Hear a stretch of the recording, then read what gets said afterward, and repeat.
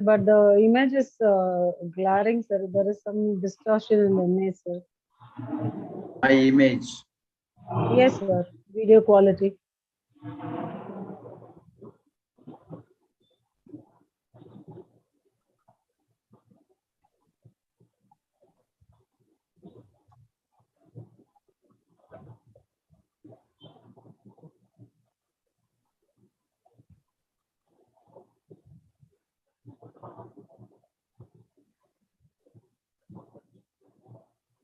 Now it is fine, sir.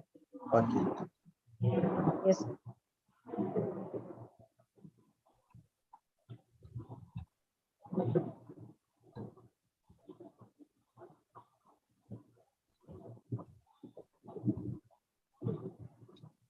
Ma'am, I started the live stream, so can...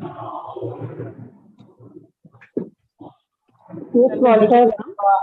If Dr. Veeramani is ready, we may start. Sir, shall we begin, sir? Yes, madam. Yes, sir. Thank you. Thank Good you. evening to all who have gathered here on the virtual. On behalf of the institution and the Department of English and Other Foreign Languages, SRMIST Ramapuram, I deem it a great pleasure in welcoming you all to the 5th day of the 8-day online FDP on research, publication and patent in humanities and sciences.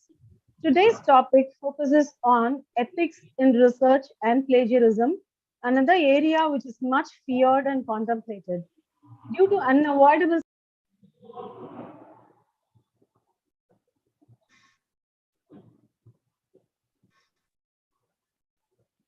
Nagamani ma'am, you are muted.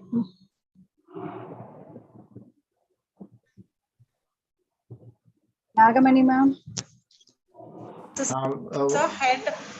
Government Arts and Science College Lalgudi as the resource person who is undoubtedly an appropriate person who can handle the topic with ease.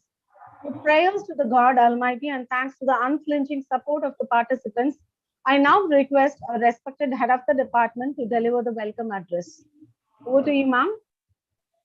Thank you, Nagamani. Pleasant evening to the wonderful gathering here. The Department of English and Other Foreign Languages, SRM Institute of Science and Technology, welcomes you to yet another day, day 5 of the 8-day online faculty development program on research publication, especially for humanities and sciences. Since Dr. Nagamani was not slightly audible at that time, I would like to reiterate that our scheduled speaker for today, Dr. Nimawat, was not able to join us because of some unavoidable circumstances. Apologies.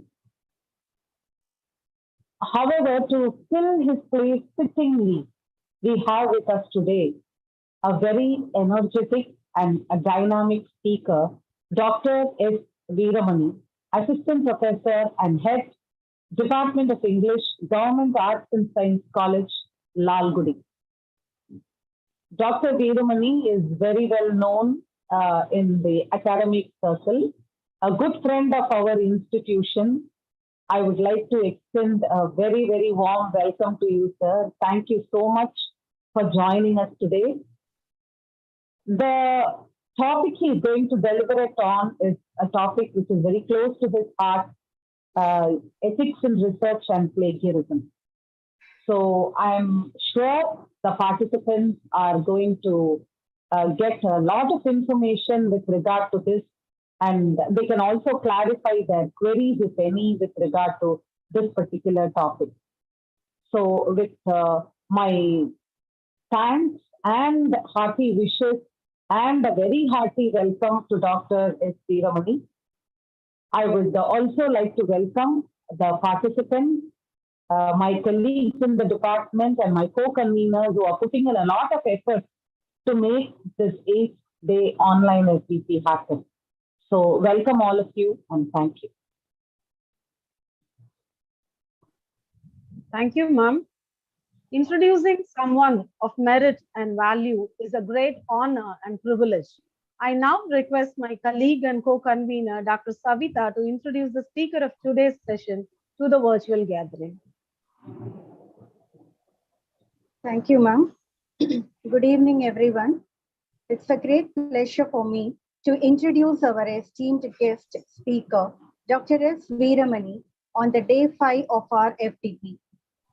He had completed his master's and doctoral degree from Bharathidasan University and has been teaching English for more than 18 years as assistant professor at St. Joseph College, Trichy, Arinyar Anna Government Arts College, Namakkal, Government Arts College, Kulithalai, and currently associated with Government Arts and Science College, Lalgudi, as the head of the Department of English.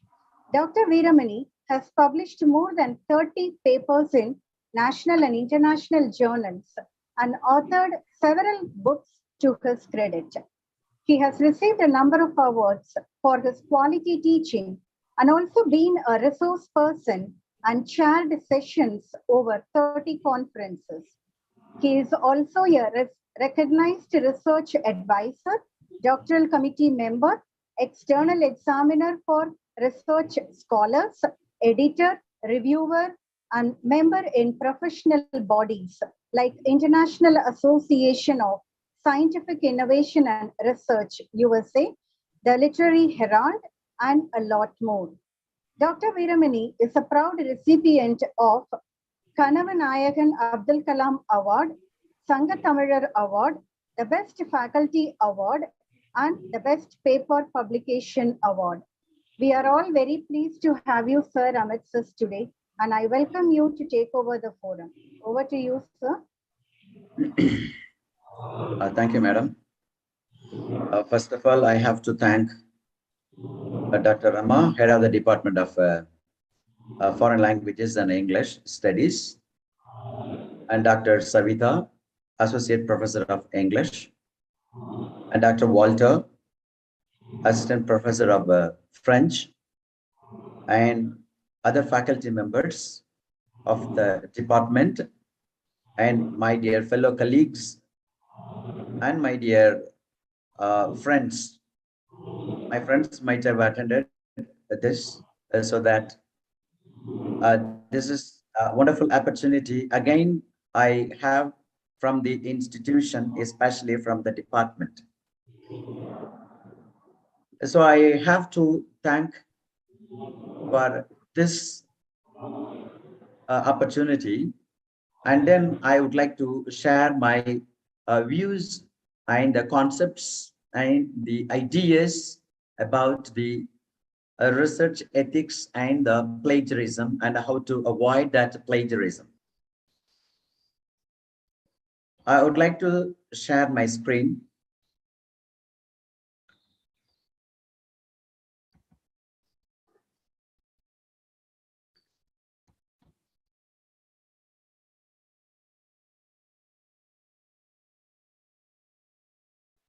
Is my screen visible to you, madam? Yes, Sir Walter, sir? Yes, sir. Yes, sir. yes, sir. Okay, okay.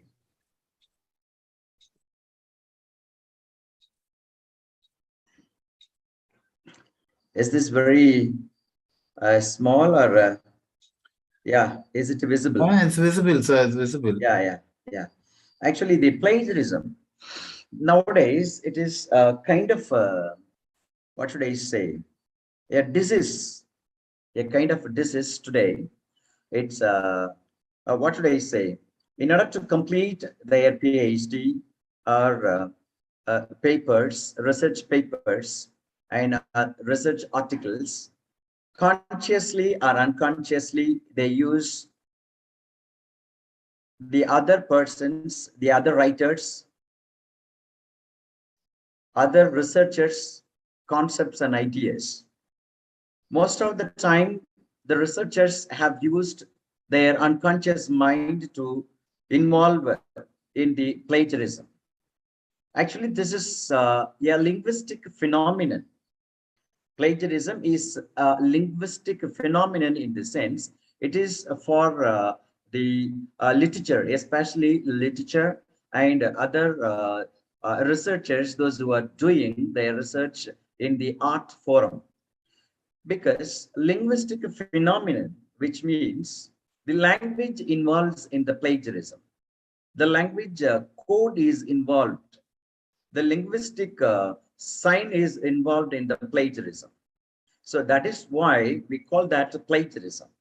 You know that plagiarism is stealing one's idea without their permission, and they make use of those ideas stolen as their own. So this is the contagious disease right now. It goes on.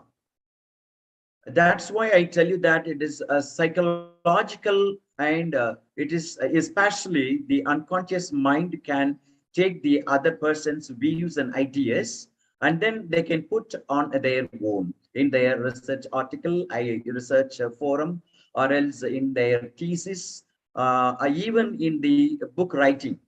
So this is the problem worldwide takes place.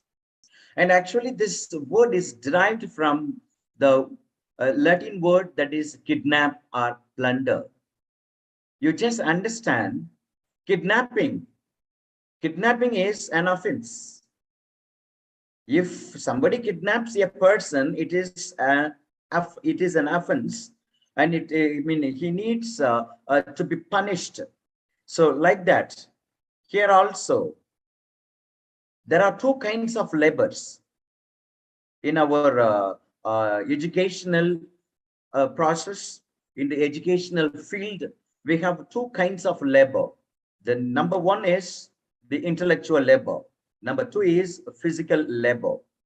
In the physical labor, we do our own physical strains to complete one's research, or else writing thesis, publishing papers in the Scopus indexed journals, or Web of Science, or Nature. Okay, or nowadays we have that our own country have that country has that the care listed journals.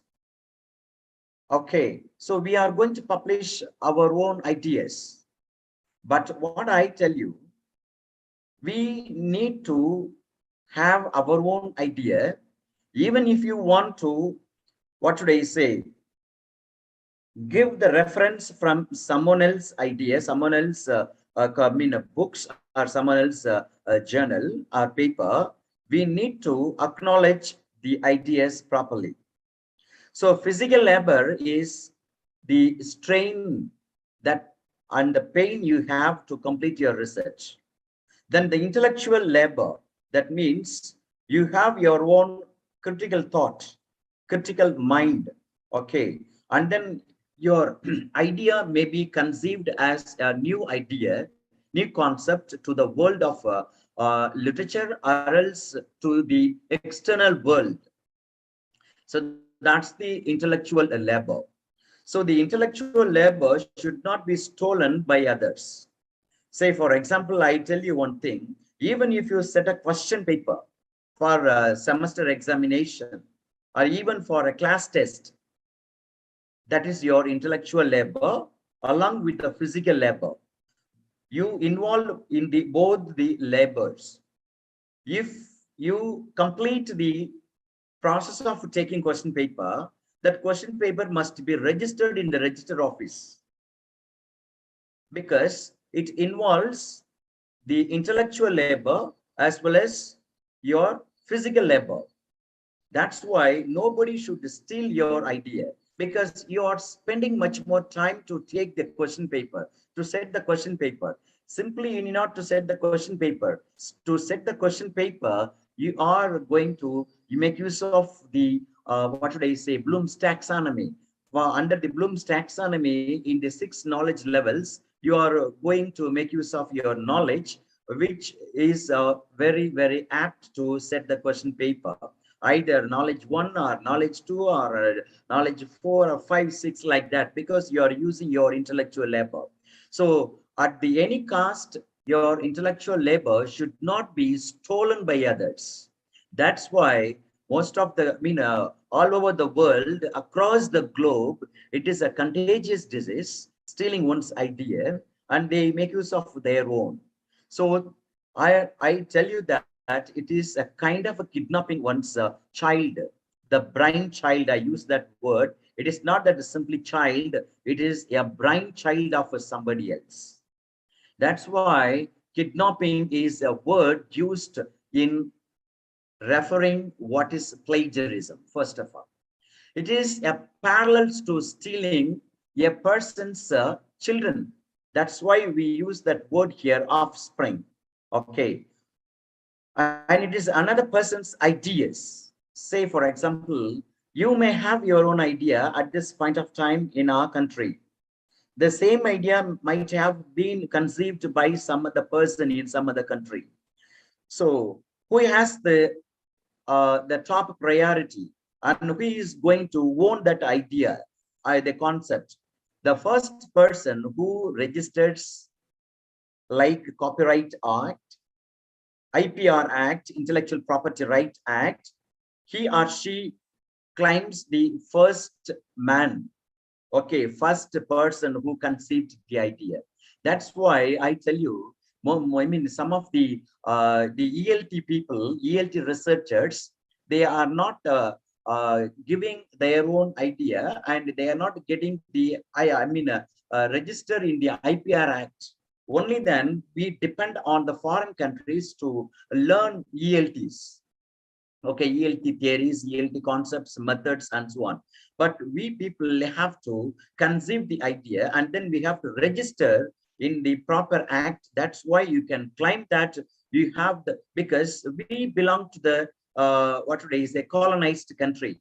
Okay, so we know the strain and the pain, how to teach English and how to teach other languages. Only then you can undergo the strain. After undergoing the strain, you can have some idea, some concepts, some new inventions in thought process that can be registered in the register office or else under the IPR Act. Only then you can claim that you are also one of the famous person and the known person in the ELT performance and so on. So that's why I tell you that it is very, very important that you must understand, you must know what is IPR, intellectual property rights. When we talk about the plagiarism, we need to have some words about the IPR, intellectual property rights. Nowadays, it's a very, very tough to deal with. It's very tough to deal with. In those days, only a few inventors were there. Nowadays, we have a lot of predators, predating journals. Predators have been and have blossomed like anything else. The predators have mushroomed like anything else in the world. Sir. Yes. I think that slides are not changed. It's there in the first slide. Yeah, from the first slide itself, I'm giving my own explanation, madam. Okay, sir. Okay. It is not that the second slide. In the first slide itself, I'm giving the explanation. Okay, so sir. I am correlating the IPR with the plagiarism. So what is the importance of IPR and the plagiarism? So that's why I use this. Yeah, like that. And also some people, they fail to acknowledge a source. It might have been taking place by their own unconscious mind. Only then they might have failed to properly acknowledge a source from which he or she has taken the idea. Okay, and then that's why I use the word that is the committing plagiarism unintentionally. So unintentionally, you know that it is not that the people have done their plagiarism with their own, what would I say, wish and so on. Yeah, the second slide, I would like to tell you, from the second slide, we have that the literal plagiarism. The academic plagiarism, it's a very, very, what should I say, turbulent today. The literal plagiarism describes the undue copying of the text where little or no disguise. The undue copying, simply they copy from the text. What they do right now is, the books which were written, before 20 years or 25 years, they use that the concept, they use that exact words, exact paragraphs, exact statements in their thesis, in their writing. So nowadays, we have a lot of sources like Turnitin and Urkun software.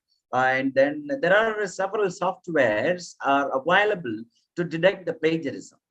But what I tell you, the plagiarism software, I don't believe in plagiarism software, because the plagiarism software detect only the similarities, not that the similar concepts, because the AI is involved. Artificial intelligence is involved in order to identify, in order to detect the similarities, the similarity of a phrase, the similarity of a sentence, the similarity of a paragraph, the similarity of a, what should I say, the words, the vocabularies, but not that a concept. The human brain, the human mind only is able to understand and detect the plagiarism and the similar concept which is overlapping from one text to another text. The overlapping may be there, but that little copying is not that allowed. Okay, and then copy and paste, it is also nowadays taking place very easily. They are completing their PhD, they are completing their writing research paper, research articles by copying and pasting. So after the arrival of the computer and the cyber technology, we are accustomed to the word called copy and paste, copy and paste.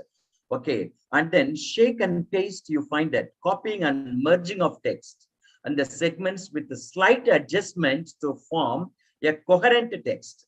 For this, some people are very much, what should I say, talented and well versed in this particular shake and paste. Okay, because they know how to alter. There are a lot of what should I say, the rephrasing tools available on the internet, rephrasing tools and paraphrasing tools and plagiarism removal tools. You find that I have received so many ads from the WhatsApp group, and how to remove plagiarism, please contact me, and removing plagiarism service is rendered to you. For the researchers, they are giving the service to remove the plagiarism. You see the controversy, you see the paradoxical statement, you find that. Okay, that's why some people are very, very intelligent to take the one's idea, and or else they copy from the text, and then slightly they align with their own concept, and adjustments are taking place like a coherent paragraph, like that, by adding synonyms. Just if you type it out for one particular word, synonyms are very long. It is a kind of a long list, you find that. And then they pick up words and then they use synonyms and they complete their thesis and so on. Or else they use that fillers, okay, by deleting this and that and all that, and they add. So that is a kind of a plagiarism, I tell you that. It is an original idea you must have. Either that's why I tell you that when the research is taking place, when the researcher is taking place, we people give the hypothetical statement before completing our conclusion in the thesis. We use that, what should I say, the hypothetical statements. In the hypothetical statements, normally people are, what should I say, the normally 3 hypothetical statements are allowed, or 4 hypothetical statements are allowed. Some people, they give a long list of hypothetical statements. That's not that a very good way of doing the research. It may lead to the plagiarism. Okay, that's why I'm telling that if you use a long list of hypothetical statements, automatically you wanted to complete the hypothetical statements to complete your PhD or writing research articles and so on. Only then you consciously or unconsciously or unintentionally, you lead to do the copy from the one text to the another text. Okay, so that's why I tell you that the hypothetical statements can be 3 or 4. That's all. Within that, you can complete. Some people do that, their research. They have their own hypothetical statement. And on the basis of the hypothetical statement, they have nagging like anything. And then they finally, they complete, they wanted to align their conclusion, their finding with the hypothetical statement. That is not that real research. Okay, in the due course of the time, if it is properly aligned, it is working. If it is not properly aligned in the conclusion, you just leave that conclusion, whatever you find, whatever you find. So this is the real research. That's why you are not having that tendency of copying from one text to the another text. It is a kind of a way to avoid plagiarism. That's why I tell you, my dear friends, you have only a few hypothetical statements. Okay, yes, yeah. And then we have that. The next slide, I would like to tell you. Yeah. Yes, copy and paste and disguised plagiarism. It is a kind of practices to conceal unduly copied. Disguised plagiarism is very, very offensive one. Simply the plagiarism itself is an offensive.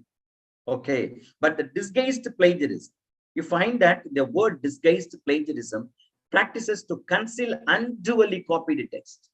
So even you are not giving the text and the number, the page number, or else even that author's short name, okay, author's short name, or else the work's short name, the abbreviated form of the work, but you are not doing all these things. Just simply you take the idea and then unduly you conceal the copied text. Okay, say for example, Shakespeare, he is also a plagiarist. I tell you that because he has taken his ideas and the words, some of the sentences, some of the phrases from Hollingshead's Chronicle and Plutarch's Lives. Okay, one is so I mean Boccaccio's Decameron, and that's why I tell you that Shakespeare is also involved in plagiarism because ideas are from others. He is unduly concealed the ideas. So he is a disguised plagiarist practitioner. And paraphrasing is also a kind of plagiarism. It is an intentional rewriting of foreign thoughts in the vocabulary and style of the plagiarist without acknowledging the source. You just see that paraphrasing. Paraphrasing, there we find a number of tools.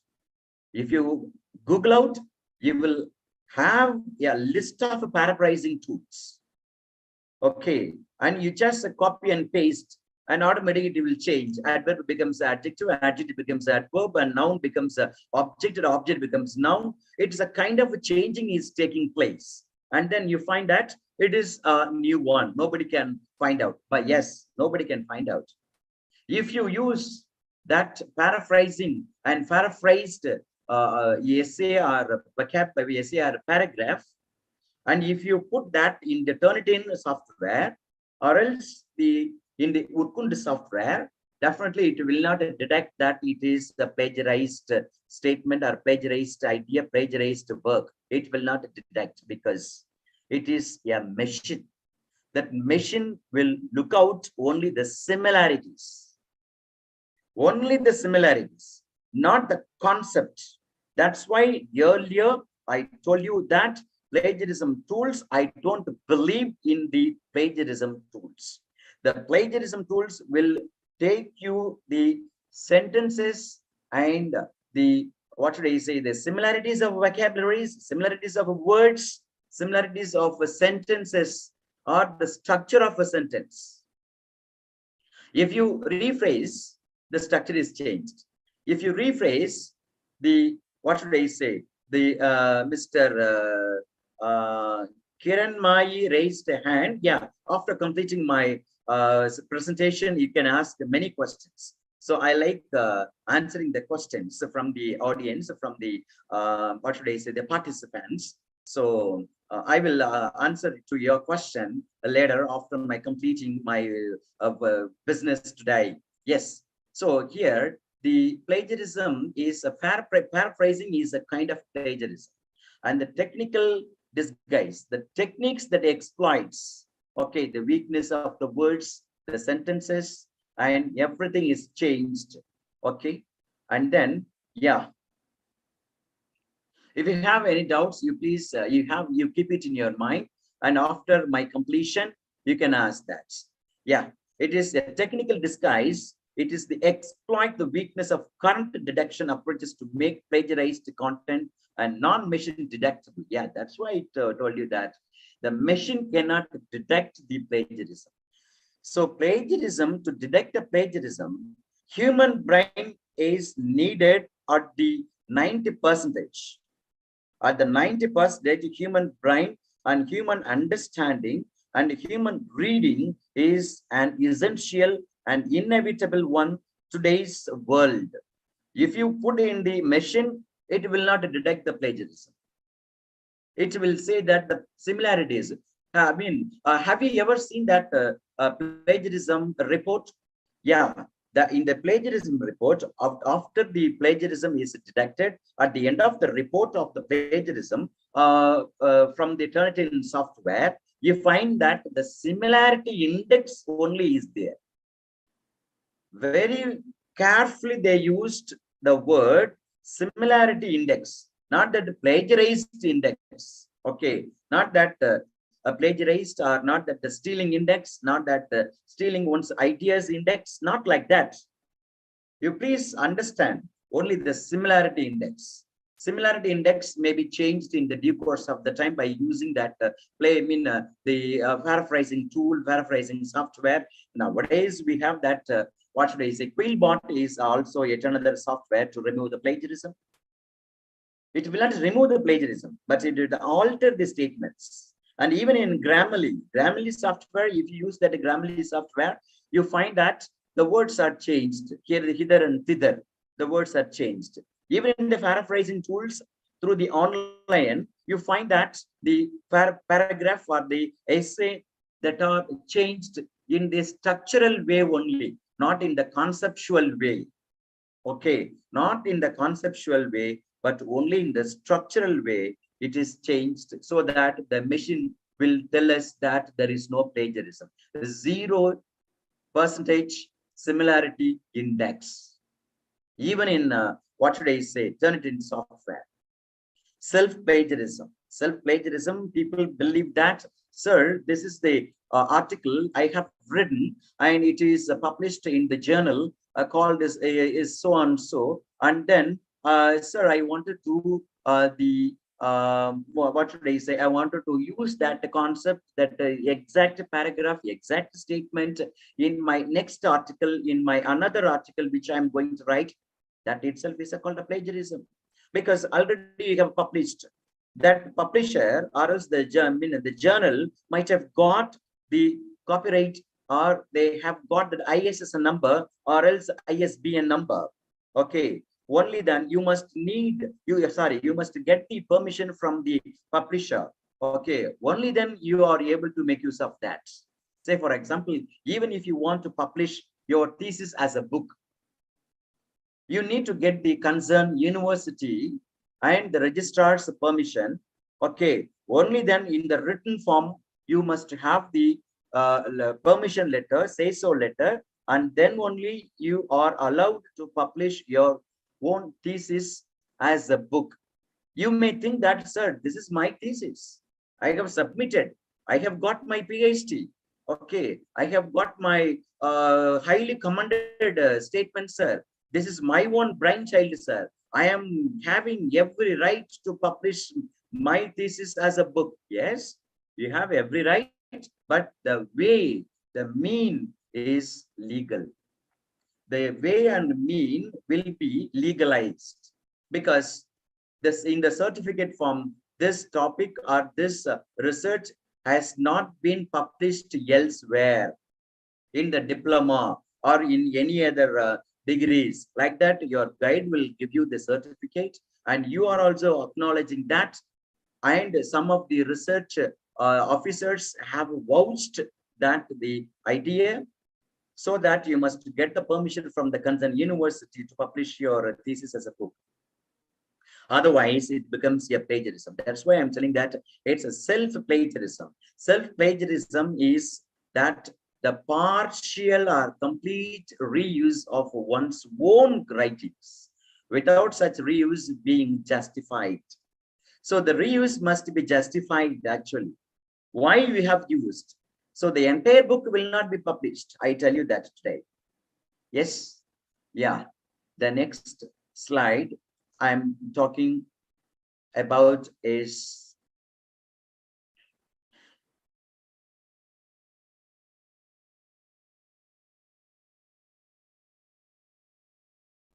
yes,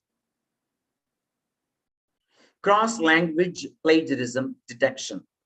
There is what should I say? Another tool that is a cross-language plagiarism detection, CLPD. That is called CLPD. It aims to identify documents plagiarized by translation from source documents in another language. So it's a kind of translation, the target language and the source language. You know that in the translation studies, we have that there are two kinds of languages in translation studies. Number one is the source language. Okay, source text, ST. And then target language, target text, TT or TL. So from the source language, how the plagiarism is used, okay, in order to find out that cross-language plagiarism. Because I have also written a book. I have also written a book in Tamil on literary theories. And then I have written the same book in the literary theory in English. Because for both the thing, I have got the copyright. Okay, so I have not given my books copyright to the publisher, but I have drafted the agreement that the copyright is 100% to me. So earlier itself, you must be very, very clever and clear about the publishing your book, and then you make use of that. So some people think that if it is written in Tamil, if we translate into English, nobody can find out it is a kind of our own idea, and then we can publish it as a book or as a thesis and something like that. That is also a plagiarism. Translation is also kind of a plagiarism. When you want to translate a book or a text, you must get the concerned authority, concerned publisher, okay, or concerned writer. Okay, only then you are eligible to, you are capable of publishing or writing the translation work and so on. Okay, and then PLAPAN is an acronym. Okay, that is a plagiarism analysis, authorship identification, and near duplicate detection.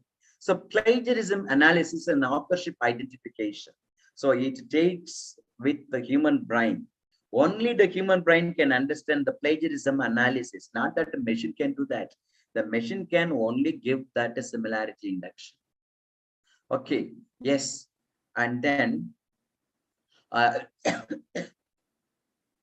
we have the citation-based plagiarism detection. It is called in the abbreviated form, that is the CBPD. That is, technically speaking, a reference in a document A is a bibliographic note that describes a document B. If document A contains a reference to the document B, then B received the citation from A. That means the proper citation is needed. Okay, the proper citation is needed. If you are not able to do this, a proper citation, please go to the website called FastCite. Okay, there is a website called the online service they are providing. Okay, that is a site called FastCite. And if you put the ISBN number, automatically it will ask you whether this citation is to be given in the format of what should I say, MLA or APA or Chicago or else the Harvard style. Okay, Harvard style. So it will ask you. So you can click some of the columns, automatically the citation will be given. So it will be very useful software, the online software, online service for the researchers. You can make use of that for your writing thesis, because you might have, what should I say? You might have taken so many books, and also you can refer to number of books, myriads of books to complete your PhD thesis. In that case, you need to give a proper citation, or else in the work cited list. So for that, it will be very useful. That website is a FAST site. So you go to the FAST site and you just put that the ISBN number. You need not to give author and this and that and all, but you just put that ISBN number. Automatically, it will show that this author, this is an editor, this is a writer. This will be the citation, the proper citation according to the APA, American Psychological Association, or Modern Linguistic Language Association. Like that, it will give you. So it will be very useful. So you please make use of that. Citation is very, very important. Okay, so you are asked to give the proper citation. The idea may be from others, but you need to give the proper citation. And the dimensions of a similarity. Why the dimensions of similarity we are talking about? Because the lexical similarity. That's why I'm telling you, I'm telling you that the words, lexical similarity, it's a dictionary. From the dictionary, we have words.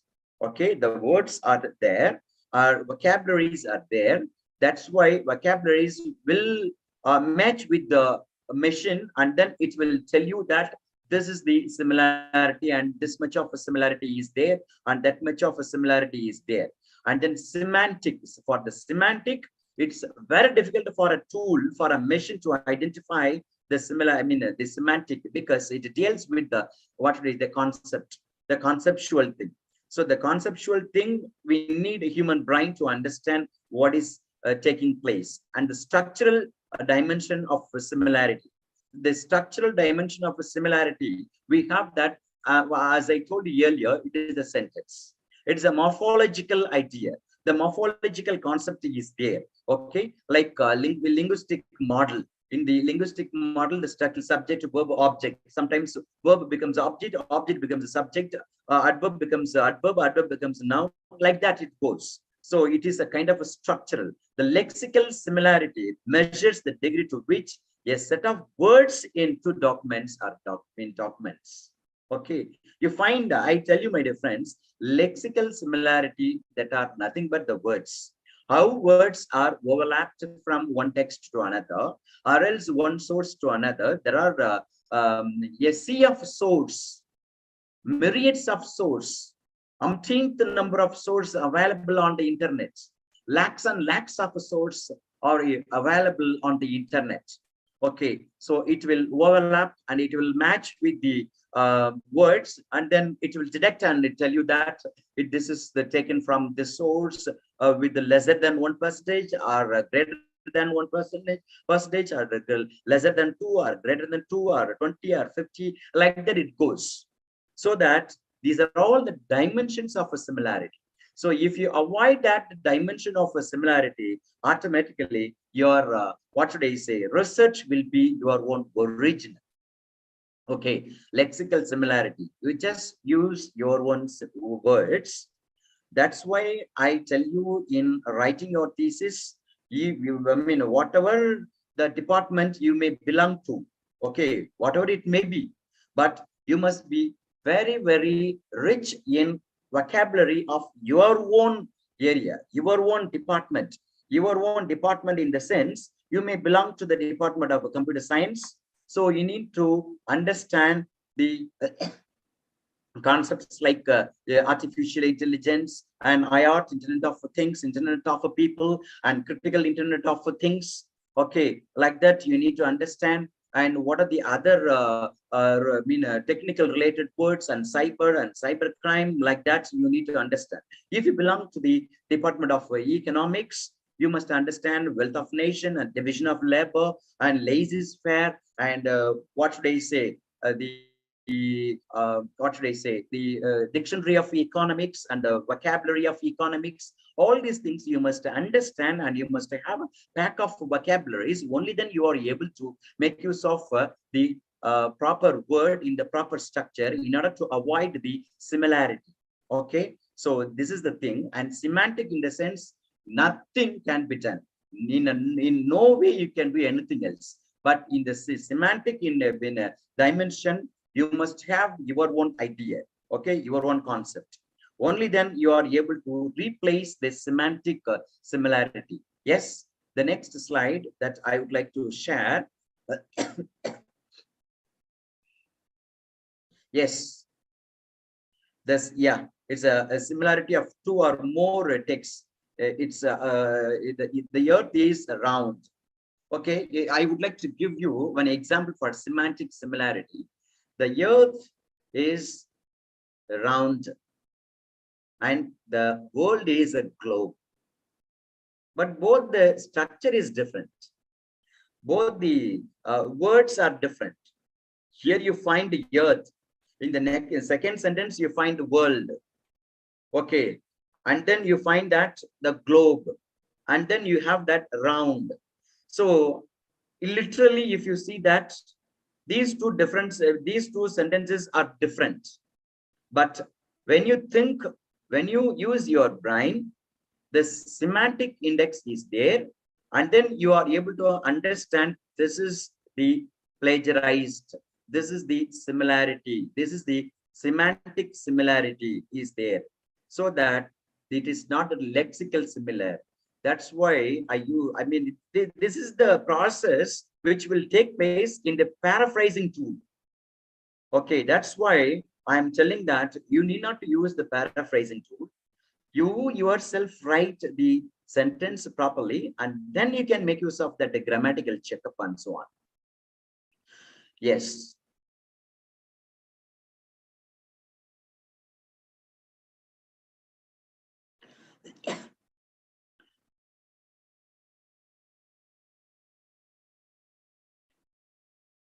Yes, my friends, the next one is many American institutions, they have created honor codes.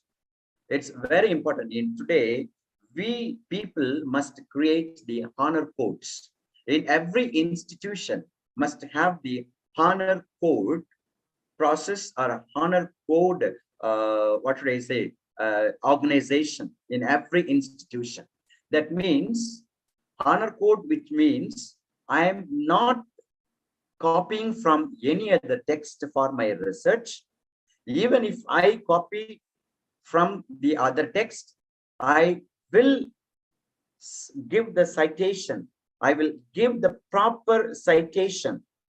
So if you have that kind of oath, that is the honor codes. So many American institutions, that's why Americans, they create their own ideas in a different way. Okay, every institution, in most of the institutions in America, they have the honor codes. So the Center of Academic Integrity, CAI, was created at Duke University in North Carolina, and they created a consortium in 1992. That is, we have the 220 universities and colleges, both in the United States, worldwide. They have involved in the honor codes. 220 universities and colleges, okay, and the colleges, they have involved in the honor codes in order to avoid the plagiarism, in order to maintain the research integrity, the academic integrity. You find that integrity is not a single term or a single word, but it is relevant to the society, It is relevant to one's research. It is relevant to one's feeling, one's idea, one's concepts, one's. It's a kind of what should I say? Educational qualification. Integrity is a kind of educational qualification. I tell you that it's not that simply integrity. I will not do like this. I will not go there. And it is not like that. Even in the academic purpose, in the academic writing, in the academic research, we need to have the integrity. So they created, okay, the consortium has 220 universities and colleges. They created that Center for Academic Integrity in order to avoid the plagiarism, and they have adopted the what should I say, the concept called honor codes. Okay, and the student participation in campus judicial and hearing bodies that review alleged infringement of the honor code. So there is a student participation in campus judicial and hearing bodies. In the every center itself, I mean the educational center itself, there is a special center is created, formulated in order to give the judicial and the legal helping, legal assistance for the students for their plagiarism, because plagiarism sometimes people can have some idea on the go. Okay, then they come to their home and then they write as if their own idea. Okay, as if their own idea, as if their own concept, but it is not that they do intentionally, but unintentionally they might have done this. So in order to avoid that, there is a center called academic integrity. So we need to have that kind of academic integrity in our institution to avoid the plagiarism, to have the what should I say, the academic integrity. Yes.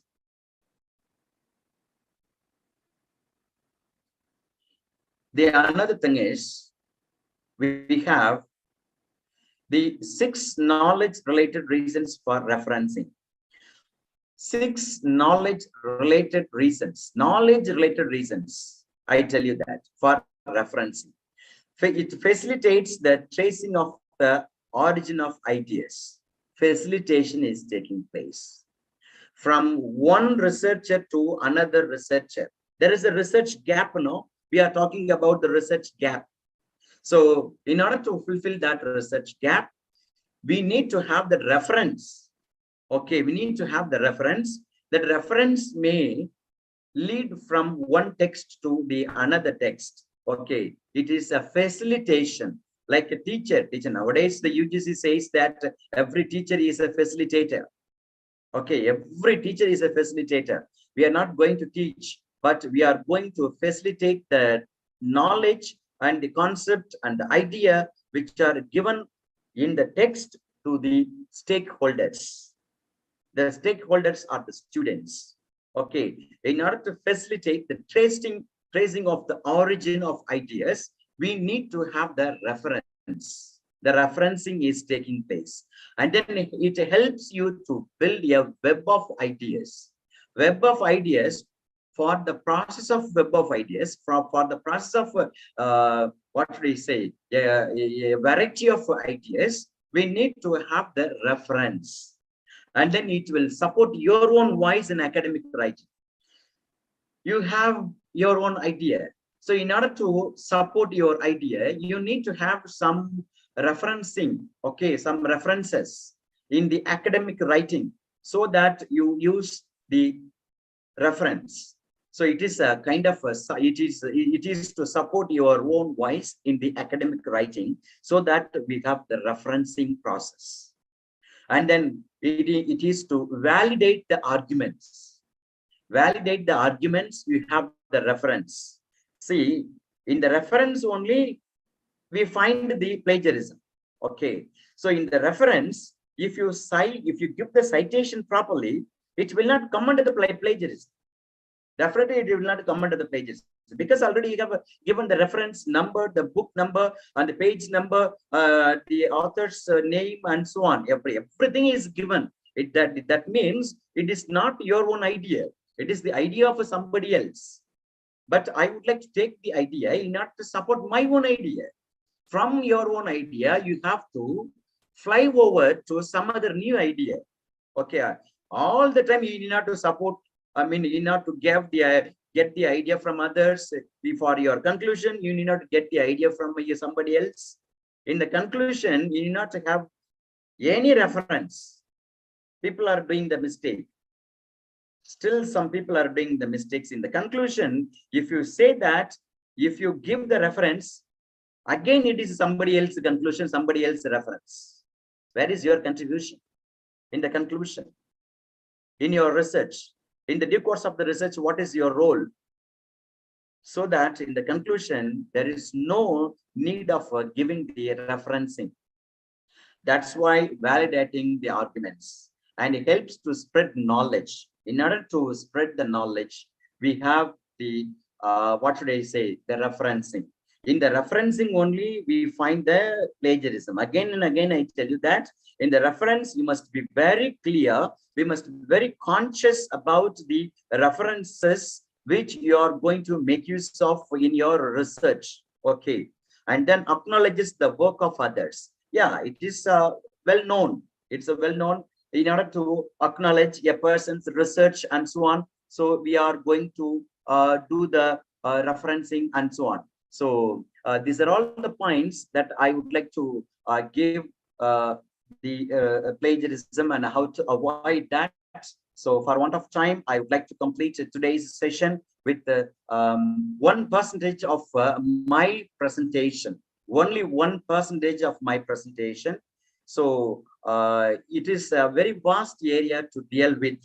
Okay, so at this juncture, I would like to thank Dr. Rama, head of the Department of Foreign Languages and English, and Dr. Savita, Associate Professor of English, and Dr. Walter, Associate Professor of French, and my fellow colleagues in the SRM institution in the Department of English and Foreign Languages Studies, and my dear participants. Thank you very much for having attended my webinar. So thank you very much, my dear friends. With this, I complete. If you have any questions, please raise and ask. I would like to tell you the answers.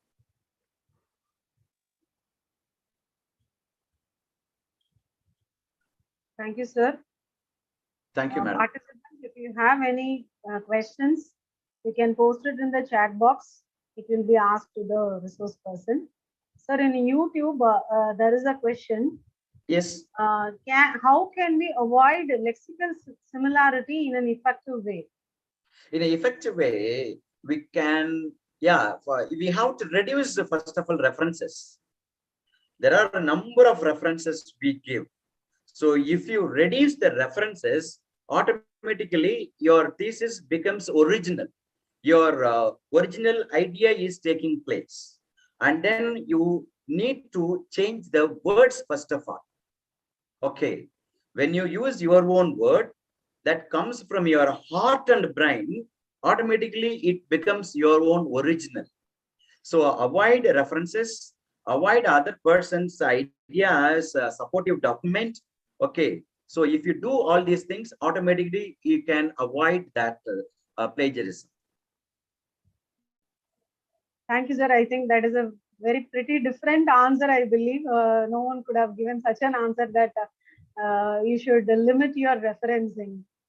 Yeah, it is limit a the reference. innovative idea, because people tend to take more references instead of thinking on own. Yeah, very Thank good. you, sir. And there is one question. Yeah, go ahead. Yes, sir. There is one question on the way in which Shakespeare used plagiarism. You mentioned in your talk. Definitely. The ideas are not Shakespeare's. In the Antony and Cleopatra and the All for Love, not All for Love, Antony and Cleopatra and Othello, everything, he himself told that Shakespeare, he has taken his ideas from Hollingshen's Chronicles, Plutarch's Lives. It is not that told by me. It is told by many critics, many writers, many authors. Yeah, that's why I tell you that Shakespeare is not a writer. He is a creative writer. We need not to accept Shakespeare all of a sudden. We have our own brain. We have our own thoughts. We have to deconstruct that idea of Shakespeare. That's why we have a post-structuralism. That's why Derrida has, Derrida was born in the country. Jacques Derrida. Yes. There is one more question again on YouTube, sir. Yes. How to avoid self-plagiarism when certain ideas cannot be avoided? Second This is about idea cannot. self-plagiarism. Second idea, that means you When yourself. certain ideas cannot be avoided, how to avoid the self-plagiarism? See, if it is our own ideas, we tend to repeat it, right? I think that is what the meaning of the question. The idea, actually, the person has conceived one idea. The same idea might have been conceived by somebody else. That means you are telling. Already, no, yes. sir. The question as such is how to avoid self-plagiarism when certain ideas cannot be avoided. Yeah, for that you need to justify it. I use the word justification. You need to justify it. If you justify and if your justification is properly accepted, nobody can find fault with your thing. Yes, sir. I think one participant has raised hand. Bhakti Priya. Only raising hand or raising question? They have raised hand, I think, in order to ask the question. Bhakti Priya, ma'am. Good evening. Good evening. So my question is it a good practice to cite less number of works and references? Yes. Definitely. You should write. Yes, why do you need to write more number of people in works cited list? Your voice is not audible. I'm saying if you are researching, if somebody is researching, he should try to use his own idea. Why is there a need of putting a number of references in work cited list? In the work cited list, that means, yeah, very good question. If you are asked us to reduce the number of references, then what is the need of giving number of books and the sources in the work cited? So that means it is work cited. What we need to understand about the work cited is, I have read the books. I have got some idea from these books, and then I have got the new idea along with this book. So only then we are giving the list of books. So we need to reduce more references. That's the point. That means from the book in which we have taken the idea, from the same book you are taking new idea. So only then you are giving the list of references. So work cited is different from bibliography. Okay. But nowadays we have work cited because the YouTube you are watching, okay, the Facebook you are using, the WhatsApp you are using, okay, the Twitter you are using. So from all these social media also you can have some idea. So that can be used in the work cited, but you are not going to make use of the same idea in your what should I say, in your research. But you need to shift from the paradigm. You need to take the paradigm shift from one idea to another idea. So that's why we need to have the references. But your question is very, very intelligent. Thank you, sir. Thank you so much. Thank you.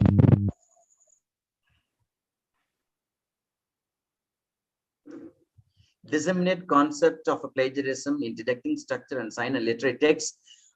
Dissemination is also a textbook written by Jacques Derrida. I will talk about the dissemination in some other session for 2 and 3 hours.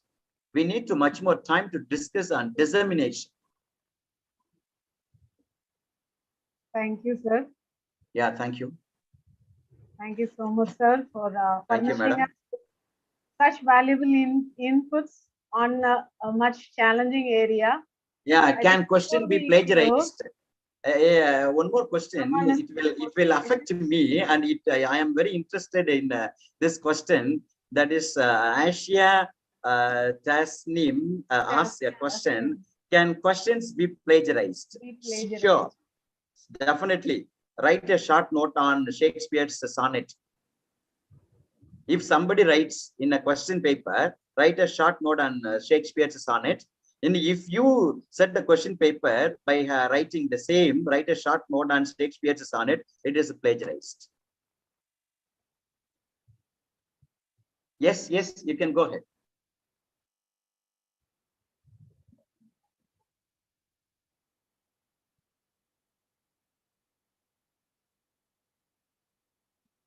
My email ID is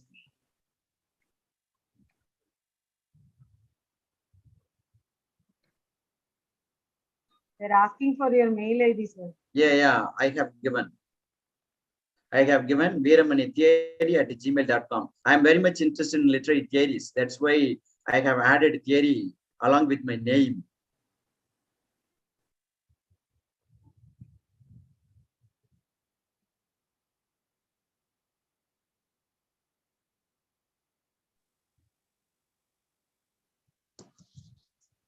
Nagamani ma'am. Rama ma'am.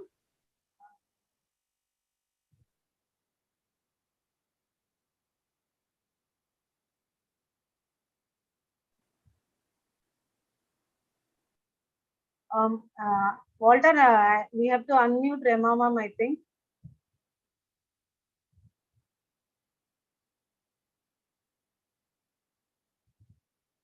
Ma'am, are you? Ma'am, now you can unmute. Yes, yes.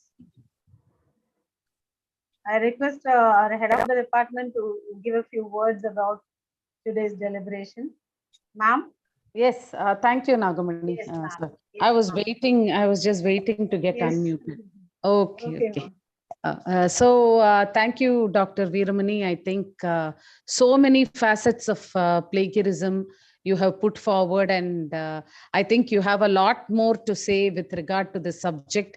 We will definitely make sure we arrange for more maybe specific sessions on plagiarism so that you can also deliberate on the same. So that was another very interesting and a very useful session from Dr. Veeramani, as he always does. So thank you so much, sir. And thank you once again for your kind consent to come in place of Dr. Nimawat. Thank you, sir.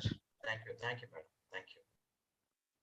Thank you so much, sir. It was indeed a mind-blowing and an eye-opening session to all of us. I'm sure the participants would have had a great takeaway this evening. It is time now for formal vote of thanks. Any event gets complete only when people and things are given their due acknowledgement and credit. Let us move on to the formal vote of thanks, for which I request my colleague, Dr. Walter Hugh Parker, to take up the forum. Thank you so much, ma'am. It gives me immense pleasure to give the vote of thanks today. It was really a very, very useful and informative session, I must say. At the outset, I always thank the Almighty for showering us with grace and blessings for the smooth conduct of the program. I must also thank the management of SRMIST, Ramapuram, for allowing us to conduct such programs and benefit from them.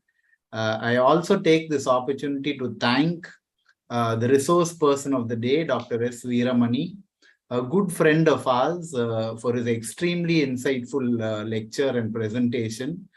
Thank you so much, sir. If you are looking for a person with a perfect blend of intellectuality, wit, zeal, and humility, it is Dr. Veeramani. And I'm so thankful, sir, that you came and you made our FDP really wonderful. You made the session really wonderful, and you added more, panache to our FDP. Thank you, sir. Thank you. Thank you, sir. I would also like to thank our head of the department, Dr. Rama, who is always encouraging us and who stands by us no matter what. Thank you, ma'am, for your encouragement and motivation. I thank the colleagues of our department who always support our endeavors. I thank my co-conveners, Dr. Nagamani ma'am and Dr. Savita for helping this program, go smoothly and attain success. I thank each and every participant for their cooperation, for their wonderful questions and everything that they have done so far in making today's session and all the sessions so far successful. Thank you, one and all. Thank you, sir. Thank you, sir. Thank you, so Walter. much, Thank sir. you, dear participants. We look forward to meeting you all in the next session. Thank you once again. Thank you, sir. Thank you. Thank you, madam. Thank you, Veeramani Thank sir. you so Thank much. you. sir. Thank you, madam. Thank you. Thank you. Rama ma'am.